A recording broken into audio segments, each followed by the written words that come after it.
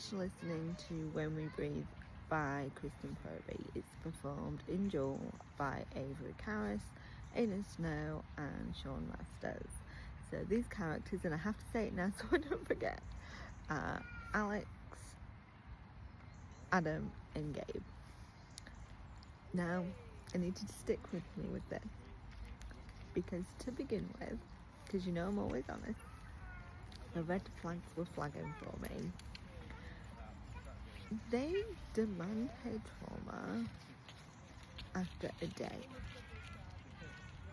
And not only do they demand her trauma, but they kind of put the stipulation of, we will keep you safe if you give us your trauma. I mean, if it was me, I'd be like, I don't care that the sex is good, see you later.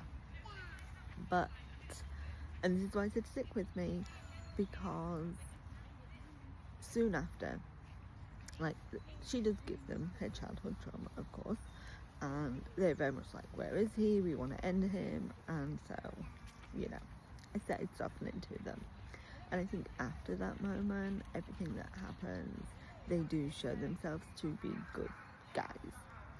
And I think what I found hilarious is that part of her trauma shows itself as this fear of dogs. And as somebody that has a fear of dogs, oh, not so much now, but as a child, a teen, a young adult, I could very much identify with that. And is it a Kelly review if she's not trauma dumping? Like, really? But I find it hilarious how both the guys are described in dog terms. Like, this poor woman has trauma about dogs, and we're gonna describe them as a golden retriever and a Rottweiler. Why are we going to do that to her? But they are, you know, so very much like, one of them is on the kind of sweet side and the other is very much alpha based. And alpha to the point of being very to the point, sometimes very pushy, and I think part of that comes from his own trauma and being scared, and part of that comes to its own detriment because he doesn't take into account her trauma and how she's going to respond to things.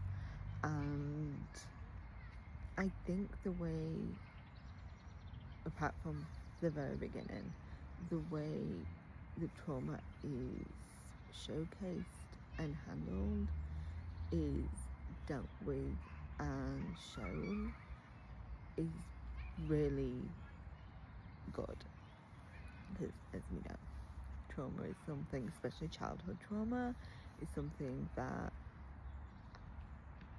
I have a special interest in and a lot of training in. And so seeing that was, and for a novella, you know, it packs quite the punch of getting so much in that regard, and the impact it has on adults. Because, you know, a lot of people seem to think, oh, it happened in childhood, so it shouldn't continue to impact you as an adult. But the fact is, it does. It doesn't just stop once you turn 18, right? And I love the way they all sort of connected in that way. I also love the fact that, you know, this is MMF, and I love that it showcased them as a unit, but they're the three of them, but also them as individual units as well, and how those dynamics worked. And it never felt like she was invading their unit, or that anybody kind of was in like a jealousy with it, which sometimes can feel like with those things. Of course, if spice is your jam, you're going to get plenty of that, and you're going to enjoy that. Performance-wise, I mean, Avery Caris does carry the book, especially with the emotional aspects of it, because, you know, there is that heaviness to it with her past trauma, and I think she just performs it so incredibly well, and you should get it just for that. And I think Jewel was the perfect narration style for this.